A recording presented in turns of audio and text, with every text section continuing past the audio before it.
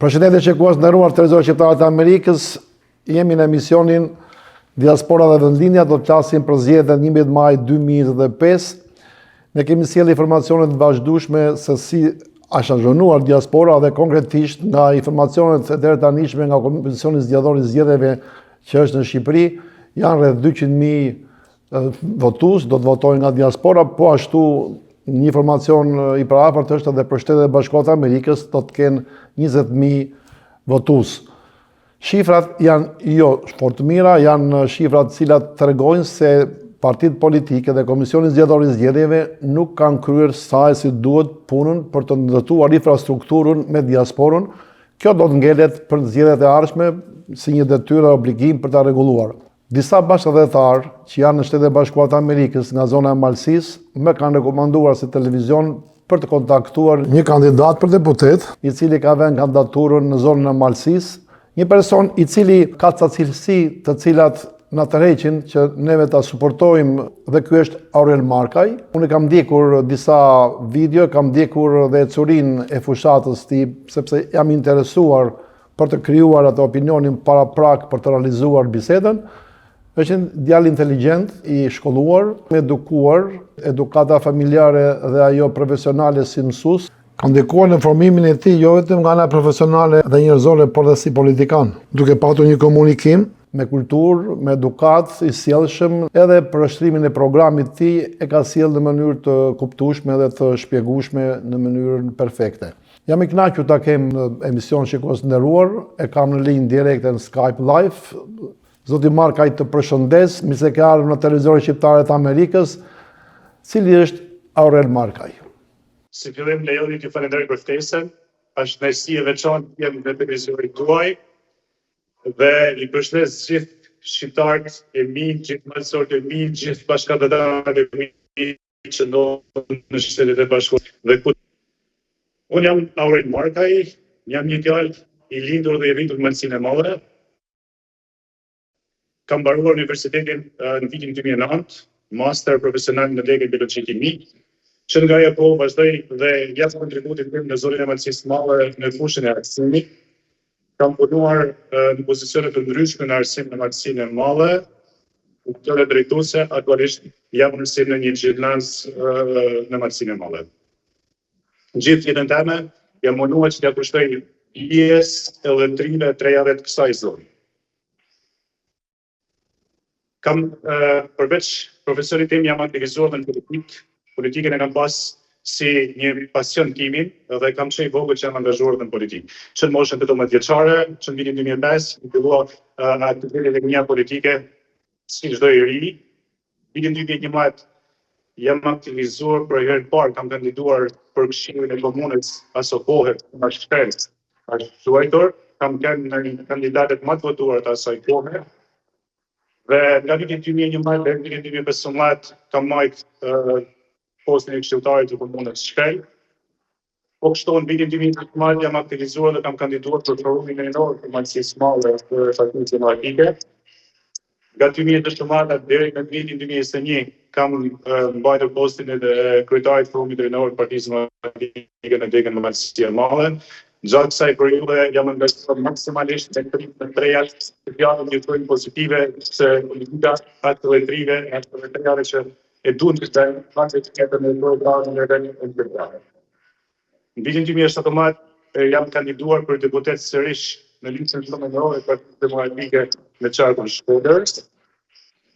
Vitin 2019, siç e dini edhe ju aso kohë, kur patjek mandatet Partia Demokratike, si rrallës dhe mund patar mundësia për me marrë mandatin e deputetit dhe asnjëherë si bashkëmarrja se unë duhet të jem në parlament pa mbështetjen e martësorëve të mi, pa mbështetjen e të qarkut Shkodër dhe e pata refuzuar me dëshirë dhe me kënaqësi më të madhe refuzimin e mandatit asaj kohe.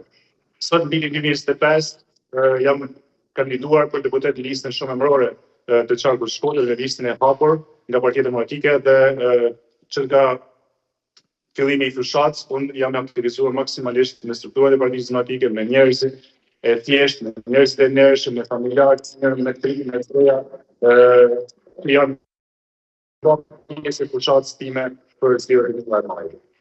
Kjo është një përmbledhje e shkurtër e rutinit tim qoftë profesional, qoftë politik në rrugën time.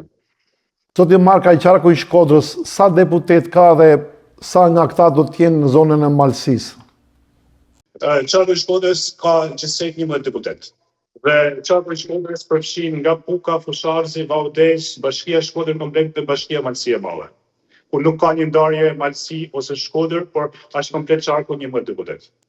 Aktualisht, sa deputet kanë qenë të PD-s dhe sa deputet kanë qenë pjesa tjetër e PS-s, ose edhe subjekteve tjera?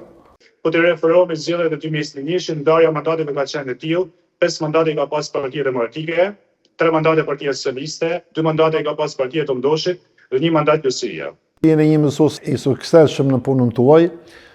Një informacion për shkollat, për nxënësit, si janë kushtet e shkollës aktualisht? I nderuar, kjo është një pyetje me shumë vend, sepse unë punoj në arsim prej 16 viteve dhe për fatin e keq, kushtet sot në për shkollat në përmatësi të madhe janë lanë për dëshiruar. Ka një mungesë të mësuesve të bazës materiale të realizimit të shkollave, e cila lën për të dëshiruar. Po këtu një problem mallor që është u has në zonën e Malësisë së Madhe, sidomos vitet e fundit, është largimi i njerëzve, e cila përkthehet në mungesë të nxënësve. Shkollat janë në kompletus. Shkollat janë në unë, prej mungesës së nxënësve. Po të bëjmë një krahasim me 10 vite më përpara, shkollisën e shkollave kena pas me klasa lota, me klasa me shumë nxënës, kena pas shkolla me diturne, të cilat ka pasi numër të madh nxënësh, kurse sot klasat e kena kolektive, klasat e bashkuara dhe me pak nxënës. Zoti Markaj, a mund të përshkruash lëvizjen demografike në migrim dhe emigrim të Malësisë? Po, të kuptoj. Zona e Malësisë së Madhe është një zonë që është prek mas shumti nga largimi i njerëzve. Sidomos 10 viteve e fundit ka pas një largim masiv, sidomos trive dhe trejave, po dhe familjeve tjera që nuk e kanë pasur mundësi jetën e tyre të Malësisë së Madhe, pothuajse në gjithë qarkun e Shkodrës. Po të referohuna me shifra, censi të vitit 2011, në vitin 2011 në Malësinë të Madhe që kanë qenë banorë resident, kanë qenë 30.823 banorë që kanë jetuar në Malësinë të Madhe. 30.823 banorë. Në censin e fundit që është bën vitin 2023, janë 21.684 banorë që ndodhen në Malësinë të Madhe. Pra për 10 vite, pothuajse 10.000 banorë janë larguar nga Malësia e Madhe. 1/3. Bravo. Po, cilat janë burimet aktualisht të jetesës të popullatës të asaj zone? Malësia e Madhe është një tokë e bekuar. E kam thënë shpesh, çka pa pas dorë Zoti më afal kësaj tokë, ja pa Allah, ja pa adhuru. Nda çka mal, nda çka dek, nda çka fush, nda çka liçen, nda çka kodër, ka çdo gjë. Çka pa pas dorë Zoti, ja pa adhuru kësaj tokë. Burimet kryesore të të ardhmave të këtyre banorëve janë bitë medicinale, të cilat vitet e fundit tregu është duke qenë jashtë zonës shumë i ulët, çmimi është duke qenë shumë i ulët, të cilat kjo përkthehet në mungesë të këtyre banorëve të interesit të tyre që kanë për me vazhdu, për me punu tokat e tyre, sepse çmimi nuk ja vepërtis.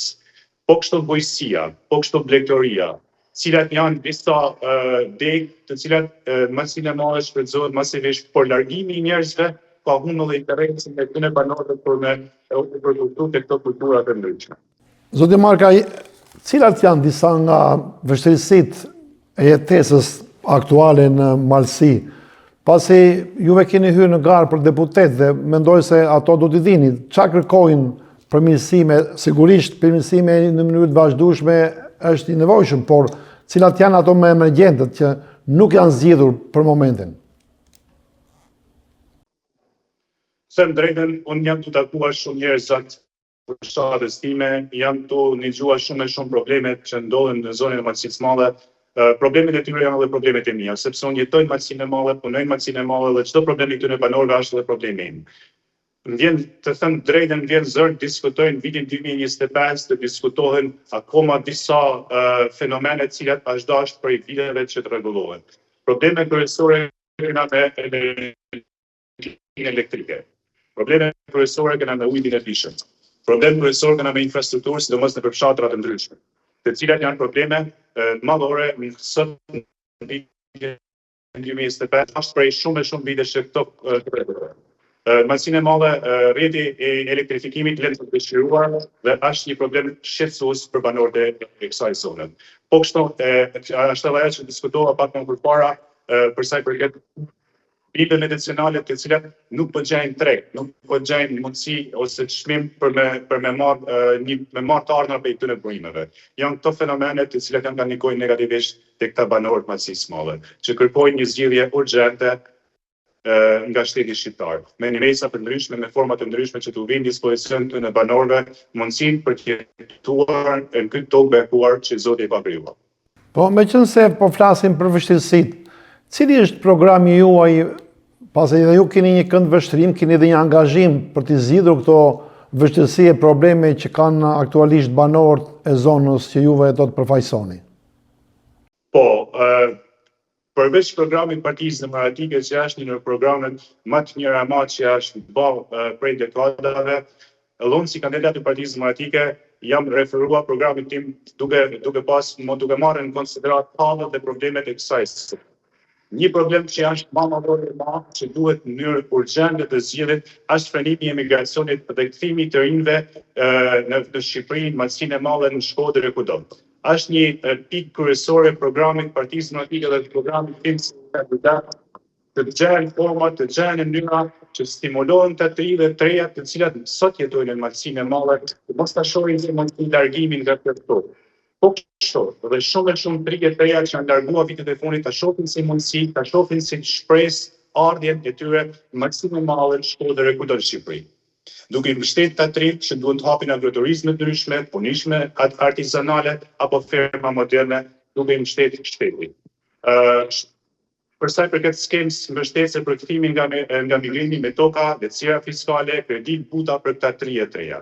Është një ndër pikat më kryesore e më.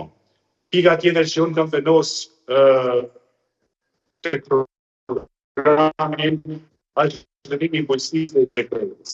Është një zonë e cila ka shumë mundësi të zhvillojë bujqësinë, që të zhvillojë mbledhtorinë dhe është një nimes e madhe për këta banorë të cilët dëshirojnë të jetojnë, punojnë, marrin familjet e veta në Maqedoninë e Madhe, duke i subvencionuar direkt për flerat e vetas, për prodhimet tradicionale, sidomos për shtënja, çmimi, mjati, të gjitha prodhimet e tjera që mund të prodhohen nga këta fermer.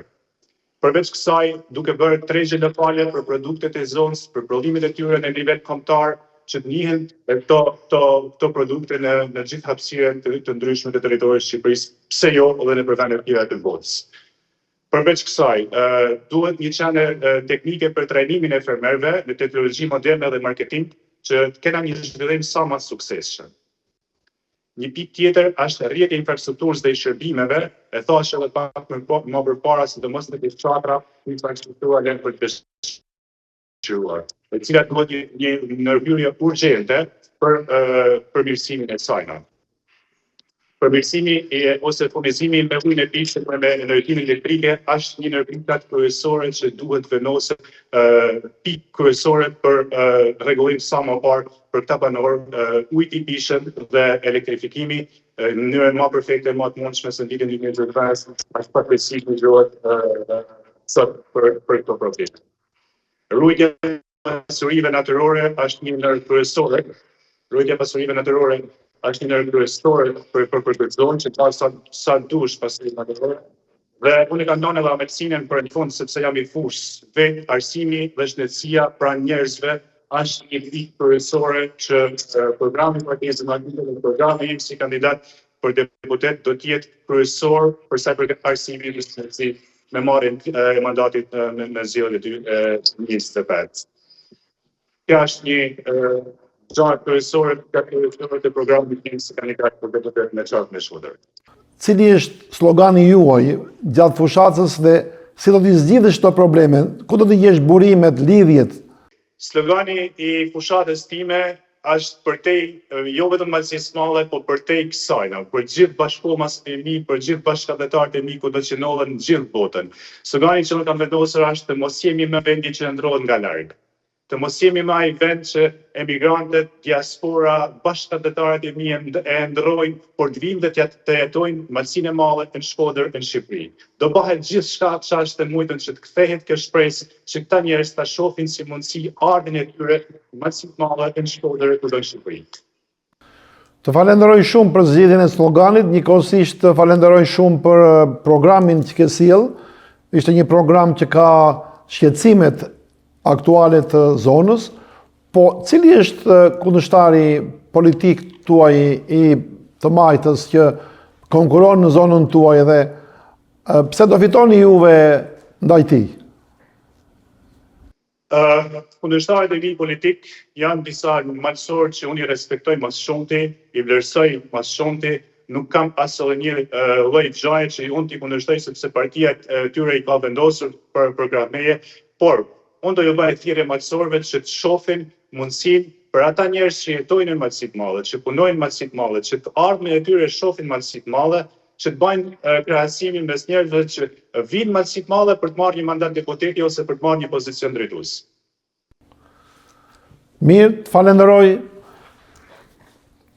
Cili është mendimi juaj për rolin e diasporës në këto zgjedhje dhe cilat janë lidhjet tuaja me diasporën, jo tani, por dhe më përpara?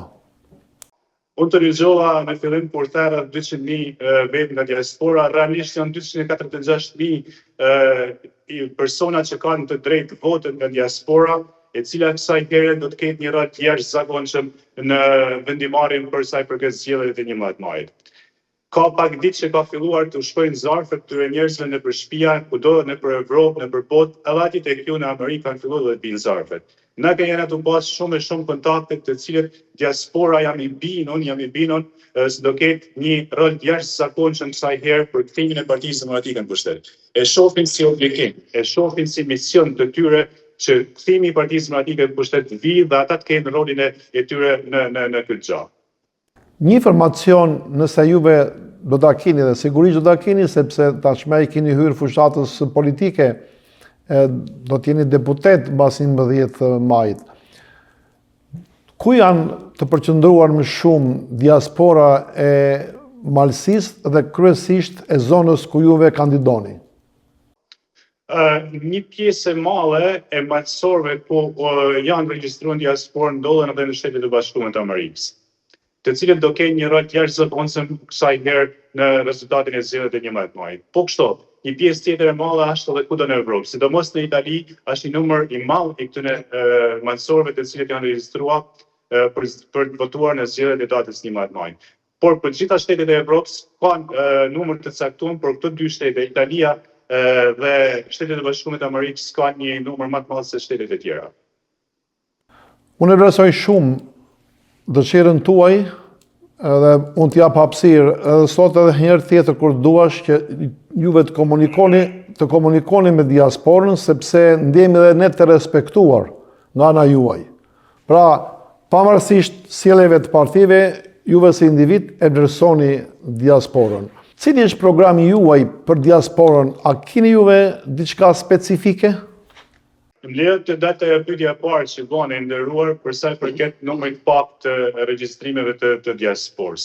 Ndoshta është kanë hera e parë dhe mungesa e eksperiencës nga shumë politikanë të ndryshëm, ndoshta ka ndikuar. Por të siguroj ty dhe gjithë kanë tjetër sepse në zgjedhjet tjera do ketë jo këtë numër, jo këtë shifër 246.000 të regjistruar nga diaspora, por do ketë një numër jashtëzakonisht shumë më të madh. Kjo e thashë që gjykoj si ndoshta mungesë eksperiencës së këtyre politikanëve që kanë hera parë, por herës tjetër do ketë një numër të jashtëzakonshëm. Dhe diaspora do jetë ajo që do ketë fatin e vendit në dorën e saj. Jam i bindur për këtë gjë, diaspora do të ketë fatin e vendit në dorën e saj. Dhe ne do bëjmë gjithçka që këta njerëz që janë regjistruar, që kanë një rol të jashtëzakonshëm, që kanë ndihmuar shumë familje në Shqipëri, të kenë ndikimin e tyre dhe në politikën në Shqipëri. Unë nuk do të bëj debat me juve se unë kam respekt paraprakisht, kemi komunikuar, kemi biseduar së bashku para se të bëjmë bisedën, por njëkohësisht edhe kam parë prononcimet tuaja, janë ekselente, janë bashkohore, ke zgjedhur një stil shumë të zgjuar e të suksesshëm, edhe kam besim se do të jesh fitues. por nuk e kanë nga mungesa e eksperiencës këto partitë.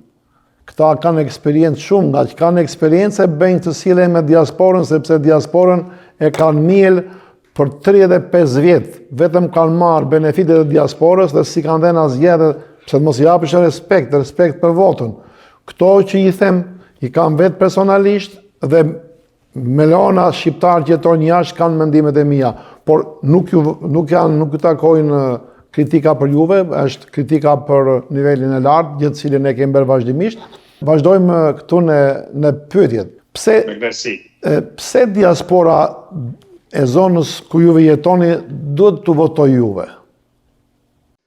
Qose me joni unë kam dëshirë që të shpreh një mesazh për diasporën. Absolutisht je misardhur.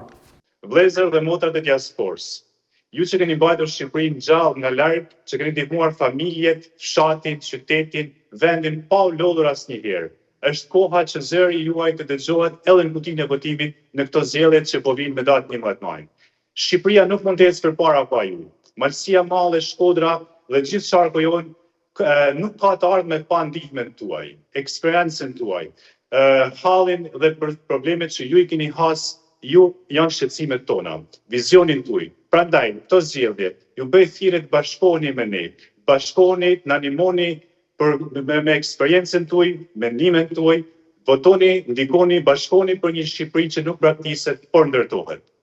Le të jetë ky vit kur diaspora kthehet në forcën që ndryshon historinë e kombit shqiptar. Shumë faleminderit, është një thirrje të cilën prek zemrat, nostalgjinë, detyrimin që kemi neve si diasporë, edhe të falenderoj për këtë azhonim dhe respekt që juve na jepni neve, edhe ne do t'ja kthejmë me votë, pasi njerëzit që komunikojnë, njerëzit që na duan, ne duhet t'i votojmë. Jo ata njerëz që nuk i njohim, jo ata njerëz që nuk dihet që i futin padronët dhe i mbajnë, i mbyllin atje në lista dhe nuk dihet kush janë. Megjithatë, vazhdojmë. Zoti Markaj, kam një pyetje që kërkon 2 përgjigje. Pasi ka 2 opsione.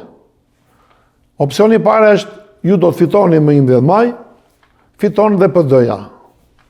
Si do të zgjidhni këto probleme që keni në zonën tuaj duke qenë pushtet PD-ja?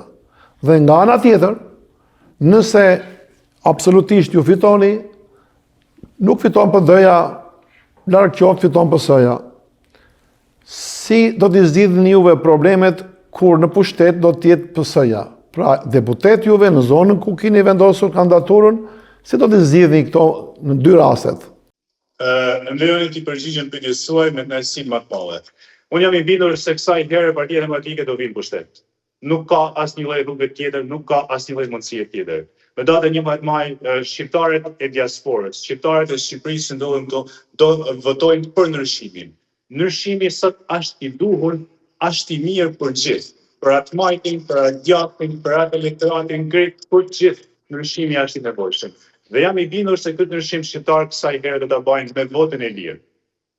Dhe unë do bëj gjithçka që këto pikat programit që janë vendosur nga Partia Demokratike dhe unë si kandidat, me zërin tim në Parlamentin e Shqipërisë do kërkohet me ngul zgjedhja e halleve, problemeve të ndryshme të kësaj zone, të këtyre banorëve. Unë do jem një ndër zërat më të fuqishëm për interesat të këtyre banorëve të Malësisë Madhe.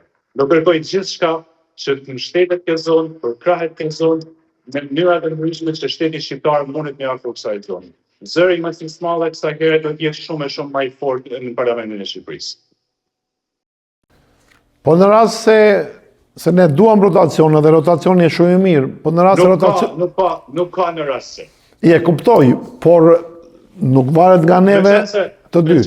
Me qenë se ma kërkon këtë pyetje, unë jam i bindur se Partia Demokratike do vinë pushtet. Por, për respekt tuaj nga larg, do t'i përgjigjem edhe kësaj pyetje, unë për interesat Malësisë Madhe, unë për interesat banorëve të kësaj zone, unë jam i gatshëm të bashkëpunoj me këdo, që kjo zonë të ketë vendin e meritum në hartin e Shqipërisë. Mos të jetë vetëm një zonë thjesht në hart, por të ketë vendin e meritum aty ku i takon Malësisë Madhe, Shkodrës dhe Tiranës.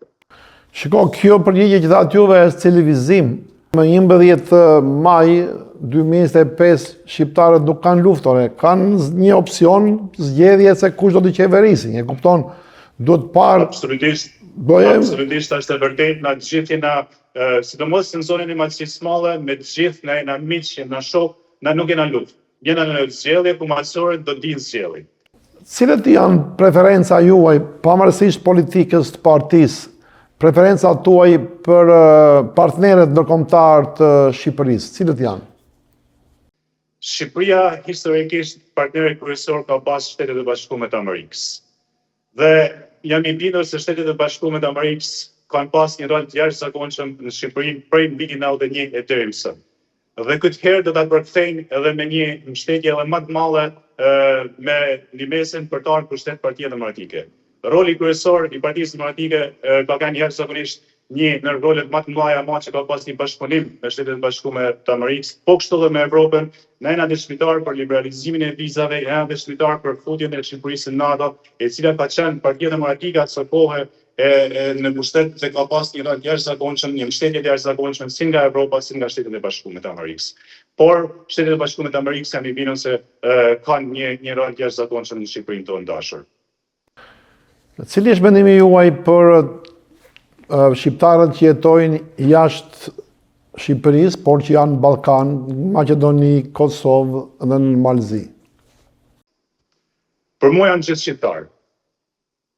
Për mua janë gjithë shqiptarë, i respektoj, unë shpeshherë biles i vizitoj këto zona me dëshirën më të madhe e madhe, sepse njihem si në shtëpinë time dhe është është përtar keq se këta kanë me jashtë këtyre treva, nuk duhet bëhem as populist, nuk duhet bëhem as një politikan i cili mundet me folë për Shqipërinë e madhe si diskutohet shpeshherë, por për mua këta janë gjithë shqiptarë. Unë të falenderoj që ishim së bashku, nëse ke diçka tjetër për të komunikuar me shikuesit tanë, urdhëro, kamera është për juve. Faleminderit të nderuar dhe edhe një thirrje ju bëj gjithë diasporës, votoni masivisht, jepni rolin tuaj, jepni një mesën tuaj për Shqipërinë tuaj dashur, për vendin tuaj, sepse unë jam i bindur, sepse slogani që unë kam përfshirë përsërisë edhe herë në fund, të mos jemi me vendi që ndrohet nga larg, por të jetë vendi i cili të ndrohet dhe të jetohet në Shqipërinë tonë. Jam i bindur se me kthimin e Partisë Demokratike në pushtet, me ardhin e një fryme të re të politikanëve në politikën shqiptare, jam i bindur se shumë bashkë mas mi, shumë bashkëdhetar të mi, do ta shohin si mundësi kthimin e tyre në Shqipëri, që do të jetë një mrekulli në vete. Unë do të falenderoj shumë për prezencën tuaj që ishit në televizorin shqiptar të Amerikës, edhe pse ju kërkoni votat, unë e marr si suport, respekt që ju i beni diasporës, edhe ne meritojmë respektin, por nuk ne japin gjithë, edhe ju si pjesë e iniciativës që respektoni diasporën, ne ju falenderojmë dhe mundësinë e parë që kemi do t'ja u kthejmë me votë. Në surprise për mua edhe kënaqësi nga ana tjetër që pata mundësinë të intervistoj juve me këtë mënyrë, me këtë kulturë që folët, edhe ju falenderoj shumë, edhe ju uroj suksese, edhe mendoj se 100% do t'jeni fitues në 11 maj, edhe do t'ju urojmë, nëse nuk takojmë gjatë këtyre ditëve, edhe në qoftë se keni një komunikim tjetër, gjatë këtyre ditëve që vinë, jemi të hapur, telefono edhe je i lirshëm, ke hapësirë për të komunikuar me, se nuk është vetëm vota, por ka dhe probleme tjera që mund të ndihmojnë. Të falenderoj shumë. Ju falenderoj ju për ftesën, është kënaqësi e veçantë të jem këtu me ju. Sa herë që në ta shqitin nevojshme, Aureli është i gatshëm që ta pranoj ftesën për diskutime, sidomos me diasporën, për mua kënaqësi e veçantë. Shikues nderuar, unë do ta falenderoj dhe në emrin tuaj Aurel Markun, duke sjell pra një fushat i bindur se do të fitoj subjekti i vet, por me një edukat dhe me kulturë, me një fjalor shumë të zgjedhur, edhe kështu ka nevojë Shqipëria. Mendoj që le të jetë nisja, fillimi që të ndryshojë komunikimi, pasi jemi vëllezër, votojmë më 11 maj, nuk kemi armiq pasi jemi shqiptar. Dhe kjo është shumë e rëndësishme. Të falenderoj, suksese, shikues të nderuar, ju falenderoj dhe juve dhe miru pafshim me një të ftuar tjetër, me një person që na sjell gëzim, na mbush zemrën, na kënaq, pra siç është rasti i Aurel Markajt.